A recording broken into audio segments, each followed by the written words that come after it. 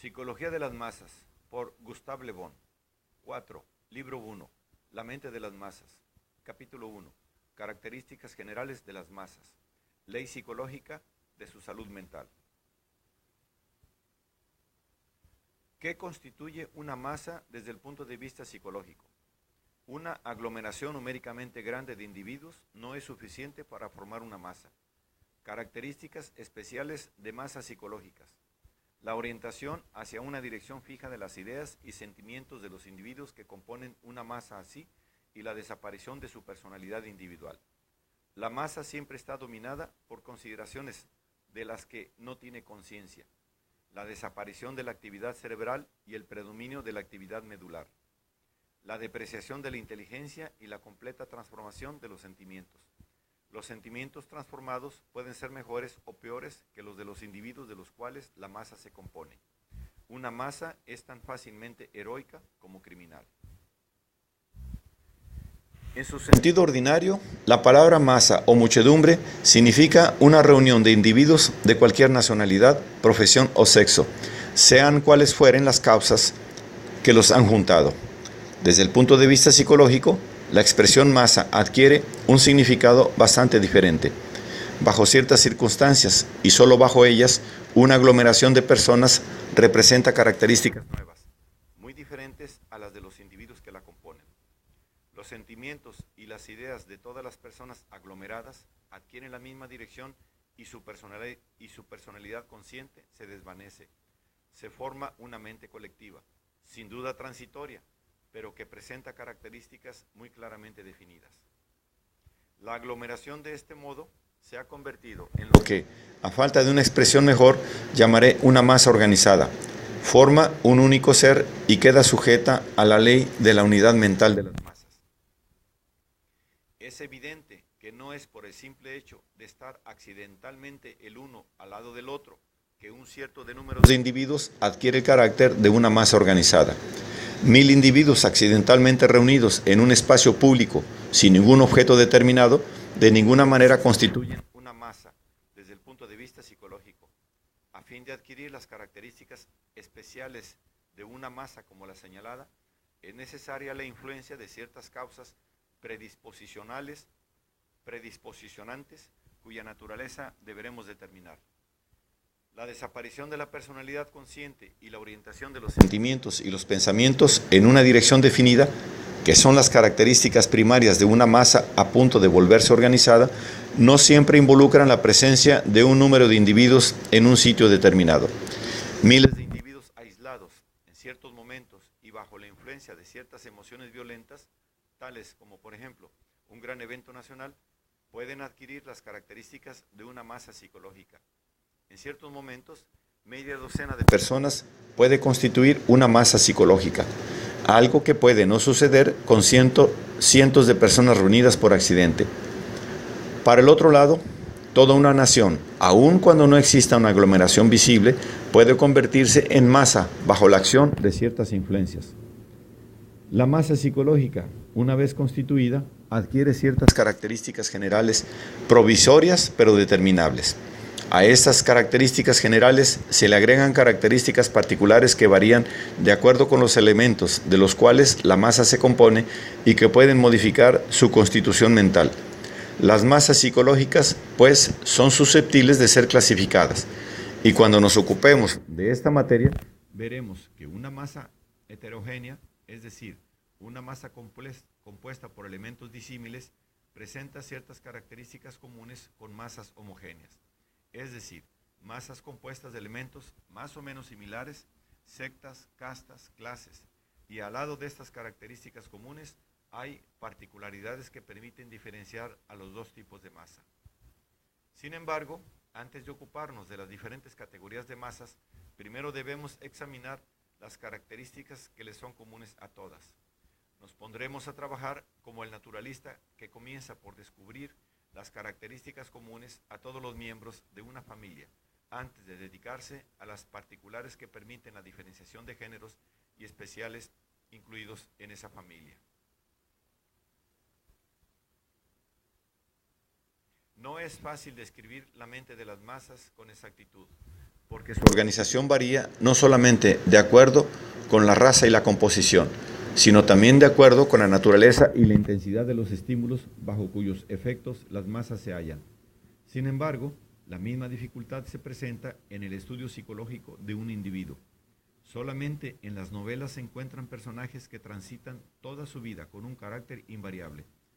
Es sólo la uniformidad de medio ambiente la que crea la aparente uniformidad de los caracteres. En otra parte, he demostrado que todas las constituciones mentales contienen caracteres en potencia que pueden manifestarse como consecuencia de un súbito cambio en el medio ambiente.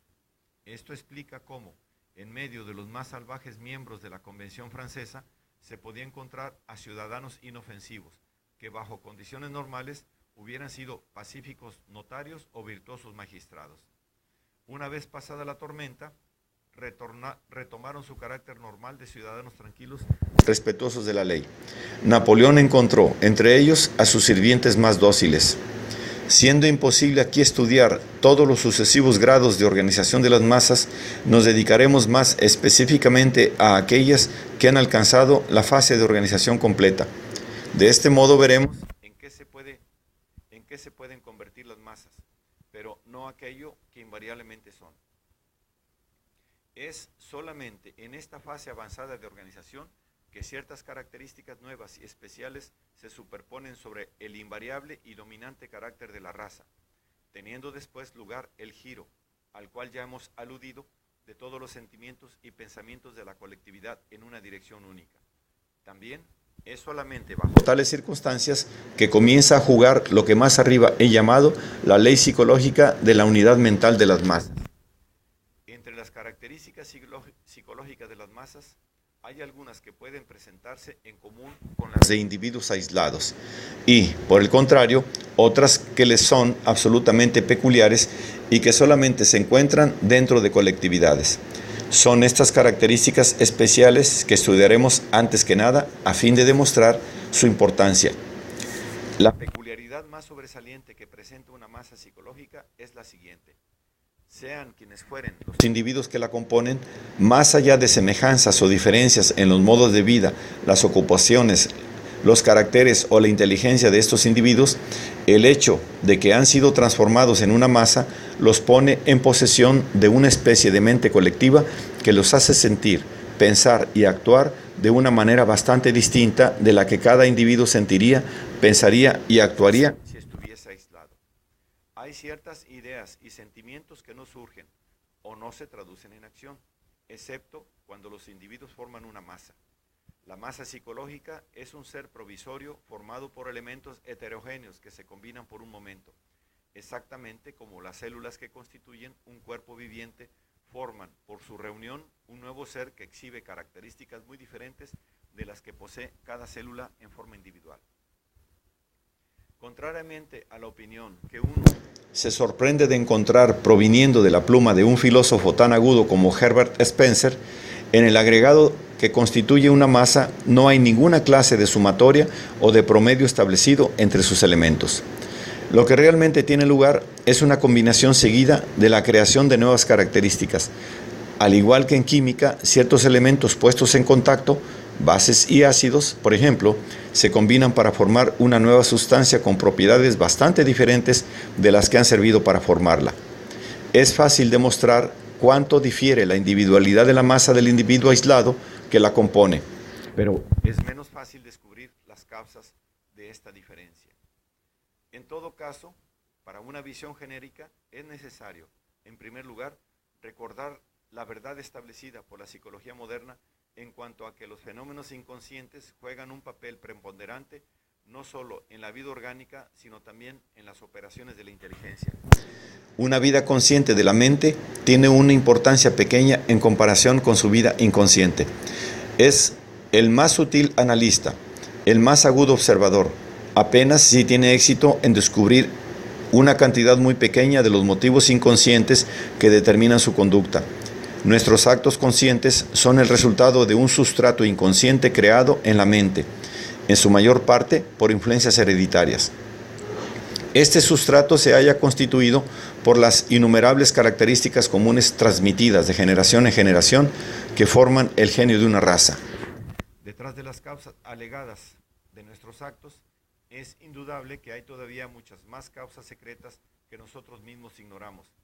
La mayor parte de nuestras acciones cotidianas es el resultado de motivos ocultos que escapan a nuestra observación.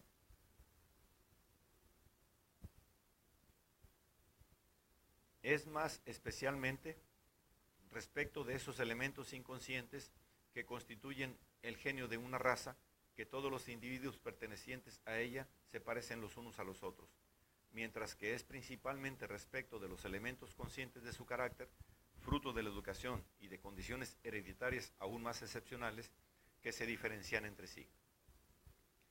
Personas absolutamente disímiles en materia de inteligencia poseen instintos, pasiones y sentimientos que son muy similares. En cuestiones de todo lo que pertenece a la esfera del sentimiento, religión, política, moralidad, afectos y antipatías, etc., los hombres más eminentes raramente sobrepasan el nivel del más ordinario de los individuos. Desde el punto de vista intelectual, puede existir un abismo entre el gran matemático y su zapatero, pero desde el punto de vista del carácter, la diferencia es frecuentemente escasa o inexistente. Son precisamente estas cualidades generales del carácter, gobernadas por fuerzas de las cuales no somos conscientes y poseídas por la mayoría de los individuos normales de una raza en un grado bastante similar. Son precisamente estas cualidades, decía, que se convierten en la propiedad común de las masas.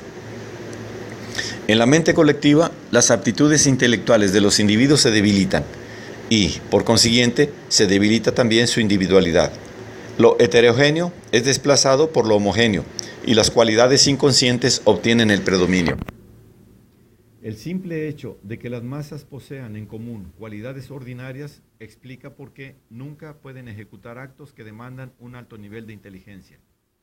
Las decisiones relativas a cuestiones de interés general son puestas ante una asamblea de personas distinguidas, pero estos especialistas en diferentes aspectos de la vida resultan ser incapaces de tomar decisiones superiores a las que hubieran tomado un montón de imbéciles.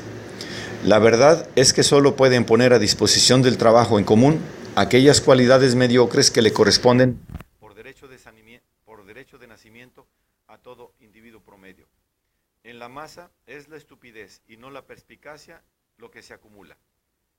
No es, como tantas veces se repite, que todo el mundo tiene más perspicacia que Voltaire, sino seguramente es Voltaire el que tiene más perspicacia que todo el mundo, si por todo el mundo debemos entender a las masas.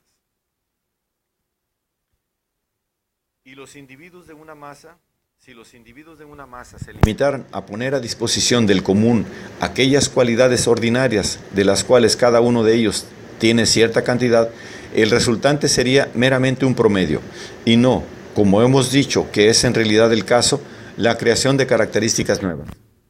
¿Cómo se crean estas nuevas características? Pues esto es lo que ahora investigaremos. Hay diferentes causas que determinan la aparición de las características peculiares de las masas y que no poseen los individuos aislados.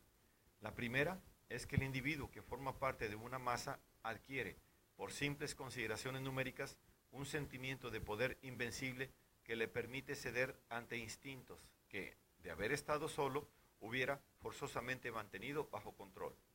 Estará menos dispuesto a autocontrolarse partiendo de la consideración que una masa, al ser anónima y en consecuencia irresponsable, hace que el sentimiento de responsabilidad que siempre controla a los individuos desaparezca enteramente.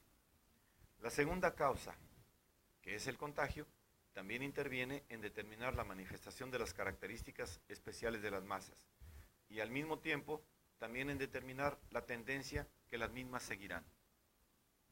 El contagio es un fenómeno cuya presencia es fácil de establecer, pero que no es fácil de explicar. Tiene que ser clasificado entre los fenómenos de un orden hipnótico que estudiaremos en breve. En una masa, todo sentimiento y todo acto es contagioso, y contagioso a tal grado que un individuo se vuelve dispuesto a sacrificar su interés personal en aras del interés colectivo.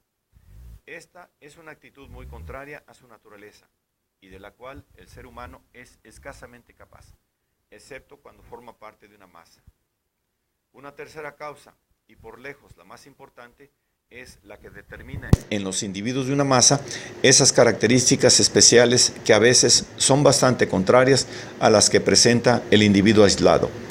Me refiero a la sugestionabilidad, de la cual incluso el contagio arriba mencionado no es más ni menos que un efecto.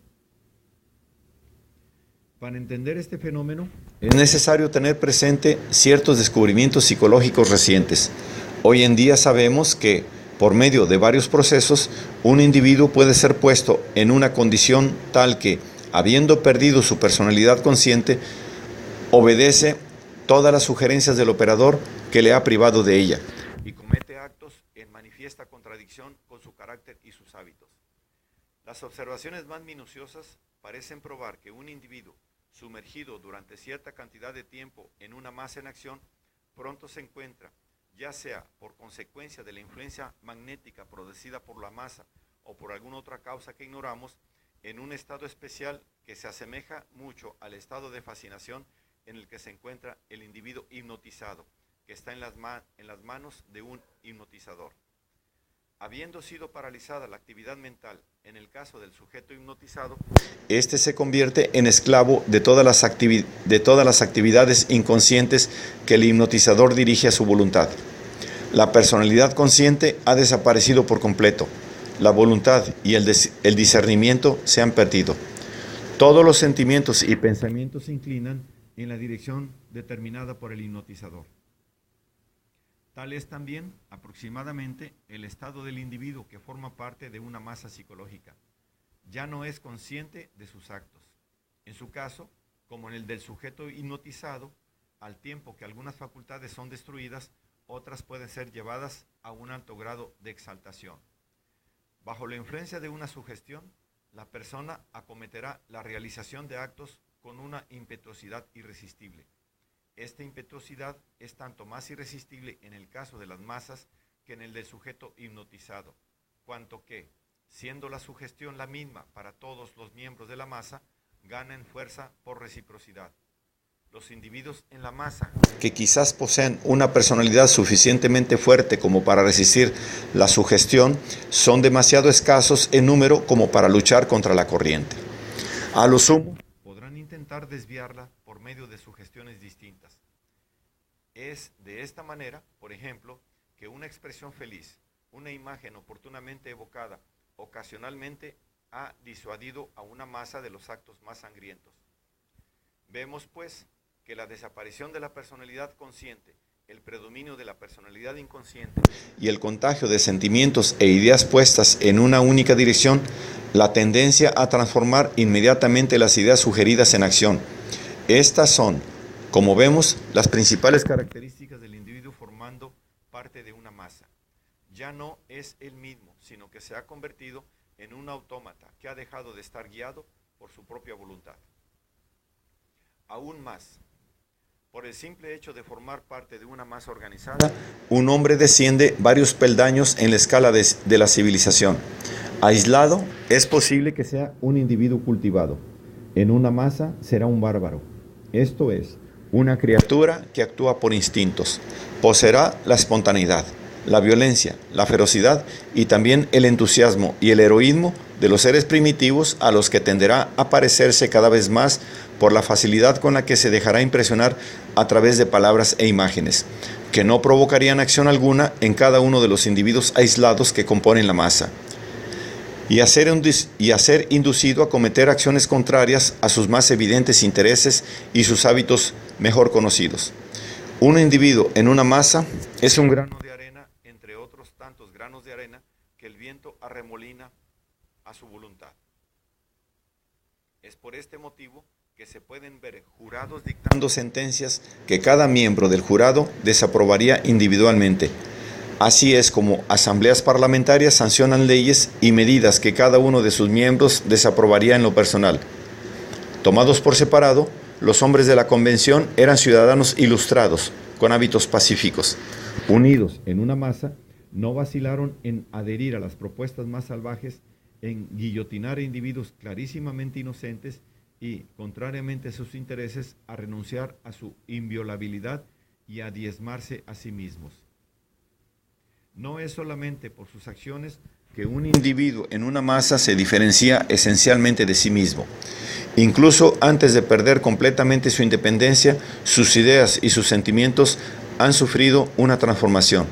Y esta transformación es tan profunda que es capaz de cambiar al avaro en un despilfarrador, a un escéptico en un creyente, a la persona honesta en un criminal y al cobarde en un héroe.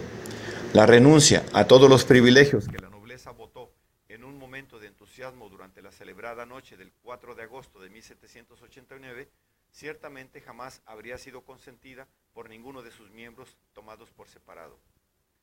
La conclusión a extraer de lo precedente es que la masa es siempre intelectualmente inferior al individuo aislado, pero que, desde el punto de vista de los sentimientos y de las acciones que estos sentimientos provocan, la masa puede, dependiendo de las circunstancias, ser mejor o peor que el individuo.